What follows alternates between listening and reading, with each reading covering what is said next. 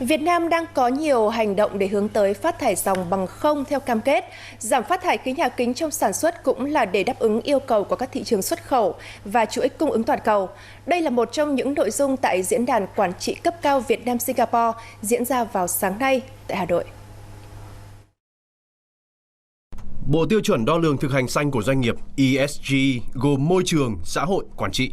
Nhiều ngân hàng và các quỹ đầu tư toàn cầu đang coi bộ tiêu chuẩn này là điều kiện quan trọng trong các quyết định đầu tư cho vay đối với các dự án, doanh nghiệp trong quá trình triển khai. Tất cả các ngân hàng và các cái tổ chức tài chính thì đều có những cái bộ tiêu chí để hỗ trợ các doanh nghiệp tiếp cận với nguồn vốn tài chính xanh và bền vững. Nhưng câu hỏi đặt ra là các doanh nghiệp đã xây dựng chiến lược ESG chưa và đã đưa tính bền vững vào trong chiến lược cốt lõi của mình chưa? Tài chính xanh đã triển khai tại Việt Nam hơn 10 năm.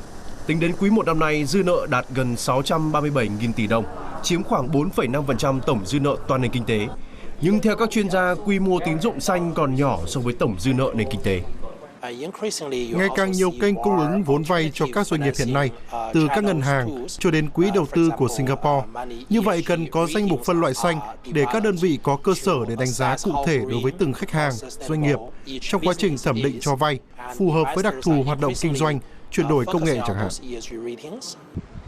Theo Diễn đàn Kinh tế Thế giới, Việt Nam là một trong những quốc gia có vai trò quan trọng và cũng như tích cực trong quá trình chuyển đổi xanh đối với khu vực và toàn cầu khi tham gia vào hầu khắp các chuỗi cung ứng. Vì vậy, chuyển đổi xanh là không thể đảo ngược. Việt Nam có vai trò quan trọng trong tiến trình này. Chúng tôi đánh giá cao cam kết của Việt Nam phát thải ròng bằng không vào năm 2050, cùng với các kế hoạch hành động cụ thể, quy định giảm nhẹ phát thải khí nhà kính và bảo vệ tầng ozone, thực hiện kiểm kê khí nhà kính. Quan trọng là cần có sự phối hợp công tư để phát huy hiệu quả của chính sách. Thống kê của Hiệp hội Doanh nghiệp Đầu tư nước ngoài tại Việt Nam, vốn FDI trong năm ngoái đổ vào lĩnh vực tăng trưởng xanh bền vững tại Việt Nam tăng trung bình từ 10 đến 13% một năm, cho thấy uy tín của Việt Nam, khẳng định những cam kết chuyển đổi xanh, nhưng cũng đặt ra các áp lực cho các chính sách thu hút đầu tư phải thay đổi để thích ứng.